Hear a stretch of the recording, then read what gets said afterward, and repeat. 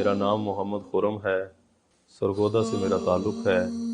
Sargodha medical college میں میں job کرتا ہوں۔ میرا خاندان سارا عیسائی مذہب سے تعلق ہے ان کا۔ میرا بھی سابقہ مذہب عیسائی تھا۔ جب میں عیسائی تھا تو سکون کی میں تلاش میں نکلا کہ مجھے سکون ملے۔ اس کے لیے بڑے بڑے نشے کیے، ڈانسنگ کی اور بڑے بڑے فیشن کیے، تو زندگی میں سکون نہیں ملا۔ تو میرے اسلام میں آنے کی وجوہات یہ ہے، میرے ساتھ جتنے لوگ کام کرتے تھے سب مسلم تھے، میں اکیلے ہی غیر مسلم تھا۔ تو وہاں میں نے 2-3 چیزیں دیکھی جن سے میں متاثر ہوا۔ ایک تو نماز کا ٹائم جب ہوتا تھا تو جتنے مسلم میرے ساتھ جاب کرتے تھے سب کے سب مسجد میں چلے جاتے تھے، اور دوسرا جب رمضان کا مہینہ آتا تھا سب کے روزے ہوتے تھے، تو جب وہ نماز پڑھ کے آتے تھے ان کے چہرے ایسے، مجھے ایک عجیب روحانیت، ایک نورانیت ان کے چہروں پہ محسوس ہوتی تھی، اور جیسی وہ فیکٹری میں انٹر ہوتے تھے ایسے ایک مہک سی، ایک خوشبو سی مجھے محسوس ہوتی تھی۔ ایک بھائی ایسے تھے جو تبلیغی جماعت کے ساتھ ان کا آنا جانا تھا، انہوں نے میرے سے دوستی لگائی، تو اس طرح وہ بھائی نے مجھے محبت دی، یہاں تک کہ جمعے والے دن وہ مجھے کہتے تھے کہ خرم بھائی آؤ، گھر بریانی والدہ نے بنائی ہے، آؤ کھانا اکٹھے کھاتے ہیں۔ تو اس طرح تقریباً 1-1.5 سال اس طرح اس نے میرے سے معاملات رکھے۔ جو گھنٹہ 1.5 گھنٹہ ہمارا ریسٹ ہوتا تھا، اس ریسٹ کے دوران وہ مجھے اسلام کی خوبیاں بتاتا تھا، تو میں بڑے غور سے اس کی باتیں سنتا تھا، اور میرے دل کو بڑا سکون ملتا تھا اس کی باتیں سننے سے۔ تو میں یہ سوچتا تھا کہ یار اسلام کیسا زبردست مذہب ہے کہ زندگی گزارنے کا مکمل ایک طریقہ کار بتایا گیا ہے۔ تو ایک دن اس نے مجھ سے پوچھا کہ خرم بھائی کیا آپ کے مذہب میں، عیسائیت میں یہ چیزیں موجود ہیں، چرچ میں داخل ہونے کی دعا، واش روم میں داخل ہونے کی دعا؟ تو اس طرح عیسائیت کے متعلق جب اس نے پوچھا تو مجھے نہیں پتا تھا اپنے مذہب کے بارے میں، تو میرے دل میں یہ شوق جذبہ بنا کہ یار اگر مجھے اپنے مذہب کے بارے میں پتا ہوتا تو میں اس کو جواب دے سکتا۔ یعنی کہ اس بھائی کی گفتگو کے بعد میرے اندر یہ شوق پیدا ہوا کہ مجھے اپنا دین سیکھنا چاہیے۔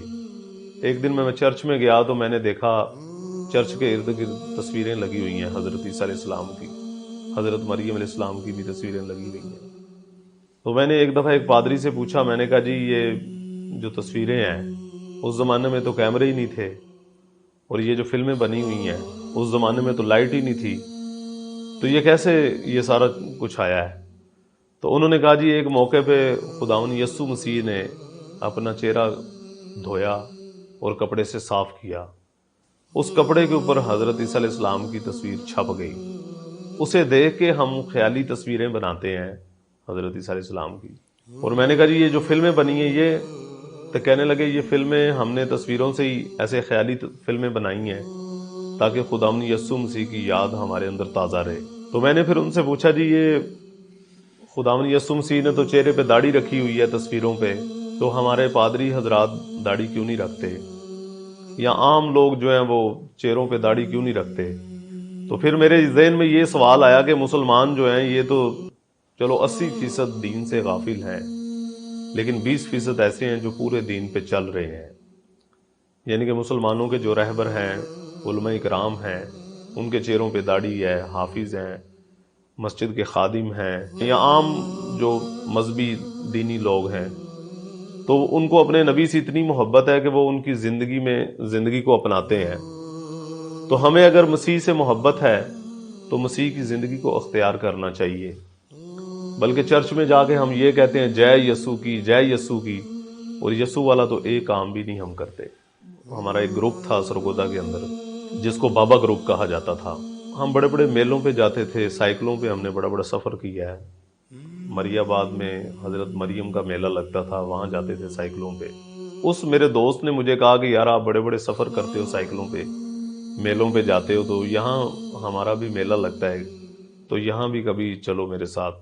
سرگودا میں سول ہاسپٹل کی بیک سائڈ پہ ایک مسلمانوں کا اجتماع ہوتا تھا، تو وہ میلہ کیا کہ مجھے وہاں پہ اجتماع پہ لے گیا۔ اندر گئے ہیں ہم، اور سامنے ممبر کے سامنے جا کے اس نے مجھے لا کے بٹھا دیا۔ تو وہ 1.5 گھنٹے کا بیان میں نے بڑے غور فکر سے سنا۔ اس میں نے ایک چیز یہ دیکھی کہ بیان کے دوران انہوں نے حضرت عیسیٰ علیہ السلام کا ذکر کیا، حضرت مریم علیہ السلام کا بھی ذکر کیا۔ اس میں نے ایک خاص بات، جو نئی بات سنی تھی، وہ یہ تھی کہ انہوں نے حضرت عیسیٰ علیہ السلام کر کے پکارا، حضرت مریم علیہ السلام کر کے پکارا۔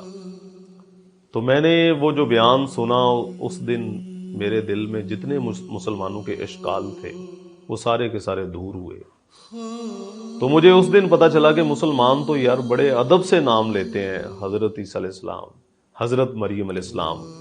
اور جب واپسی آ رہے تھے تو اس میرے دوست نے مجھے پوچھا کہ خرم بھائی، کیا کبھی ایسا میلہ تم نے دیکھا ہے؟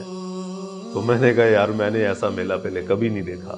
تو اجتماع سے آنے کے 2 مہینے کے بعد میں نے بھائی سے بات کی کہ آپ نماز کے لیے جاتے ہیں تو کیا میں بھی جا سکتا ہوں مسجد میں؟ انہوں نے کہا بالکل آپ جا سکتے ہو میرے ساتھ۔ تو اس طرح پہلی دفعہ ظہر کی نماز کے لیے میں اس کے ساتھ گیا۔ تو وہ جو 4 فرض میں نے ادا کیے، تو میں نے 20-22 سال کے بعد پہلی دفعہ اللہ پاک جل شانہ کی ذات عالی کو سجدہ کیا۔ یہ میری پیشانی پہلی دفعہ اللہ سبحانہ تعالیٰ کے سامنے جھکی، اور جب میں سجدے میں تھا تو میرے جسم کے ایسے بال کھڑے ہو گئے، اور وہ سجدے کی جو حالت تھی میری، وہ میں نے ایسی فیل کی کہ اس کی ٹھنڈک میں نے اندر تک محسوس کی۔ تو خیر وہ 4 فرض پڑھنے کے بعد مجھے اتنا سکون ملا کہ وہ بھائی جو میرے ساتھ تھے وہ بقایا نماز پڑھنے لگ گئے۔ میں کبھی مسجد کے محراب کی طرف دیکھ رہا ہوں، میں کبھی مسجد کے پلروں کی طرف دیکھ رہا ہوں، میں کبھی مسجد کی چٹائیوں کے اوپر ہاتھ ایسے لگا کے اپنے سینے کے اوپر پھیر رہا ہوں، یعنی کہ مسجد کی نورانیت بڑی زبردست میں محسوس کر رہا تھا۔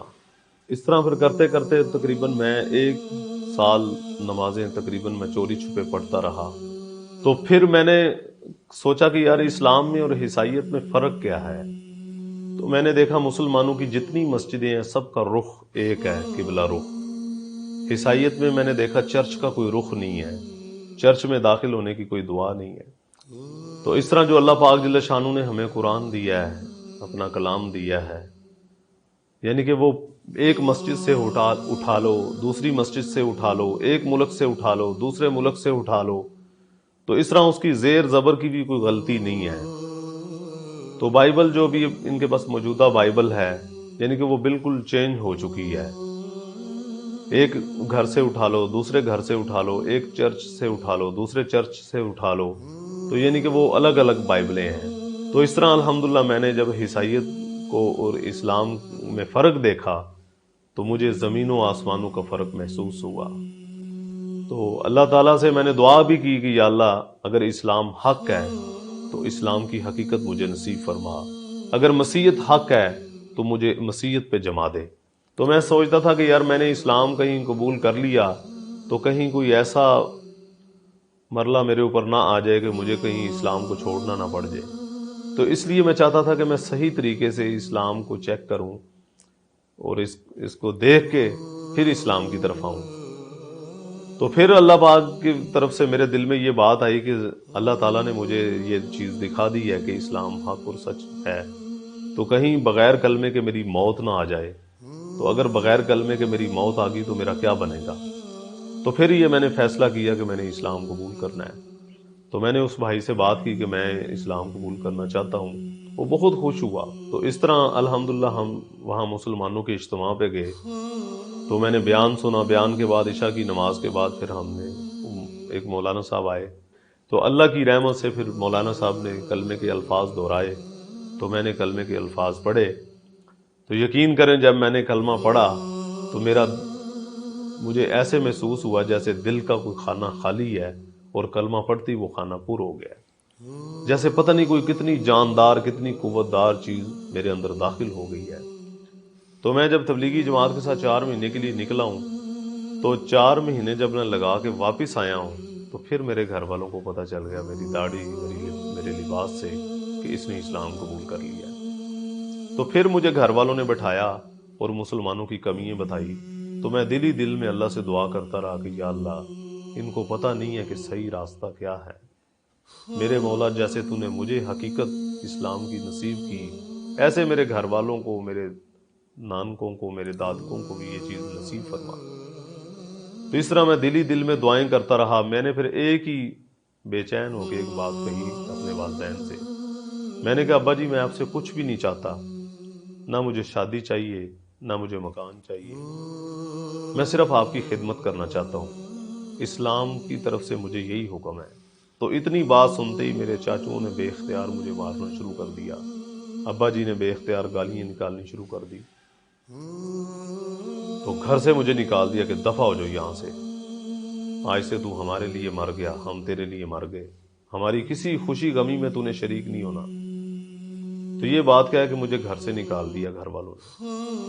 ہمارے محلے میں جو قریبی مسجد تھی میں وہاں چلا گیا، میں 2-2.5 گھنٹے جا کے مسجد میں بہت رویا، اللہ سے دعائیں کی کہ یا اللہ میرے گھر والوں کو پتہ نہیں ہے صحیح کیا ہے، تو جیسے مجھے اندھیروں سے مولا تو نے نکالا، ایسے ہی میرے گھر والوں کو ہی نکال دے۔ اب میرے والد صاحب، چاچو، تائے جب باہر نکل جاتے تھے اپنے اپنے کاموں پہ تو میں گھر آتا تھا، میں اپنی والدہ کو دعوت دیتا تھا، اپنی بہنوں کو دعوت دیتا تھا، اپنی پھوپھیوں کو دعوت دیتا تھا، تو پھر میں ان کو بتاتا تھا کہ میں نے 22 سال عیسائیت میں گزارے ہیں، تو میں نے تو عیسائیت میں بھی کوئی ایسی خاص چیزیں نہیں دیکھی کہ جن سے میرا دل متاثر ہوتا، جن سے مجھے سکون ملتا۔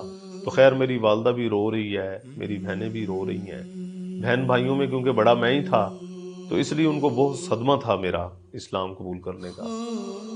تو خیر ابا جی نے مجھے گھر ٹھہرنے کی اجازت نہیں دی تھی، میں نے زبردستی رہنا شروع کر دیا گھر میں۔ اب 6 مہینے تقریباً 4 مہینے یا 6 مہینے میں کم و بیش گھر میں رہا، تو سب سے زیادہ محنت میں نے اپنی والدہ محترمہ پہ کی۔ تو 6 مہینے کے بعد خیر میری والدہ محترمہ اسلام قبول کرنے کے لیے تیار ہو گئی، کہنے لگی بیٹے میں مسلمان ہونے کے لیے تیار ہوں، لیکن اس گندگی کے اندر، اس اندھیرے کے اندر ہم نے نہیں رہنا، مجھے یہاں سے لے کے کہیں اور مجھے لے کے چلے جاؤ۔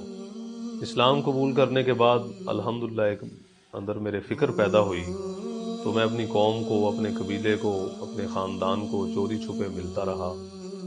تو اللہ کی رحمت سے ہم نے محنت کی، اللہ تعالیٰ نے ہماری مدد کی، تو تقریباً 70 کے قریب الحمدللہ میرے خاندان کے لوگ مسلمان ہو چکے ہیں۔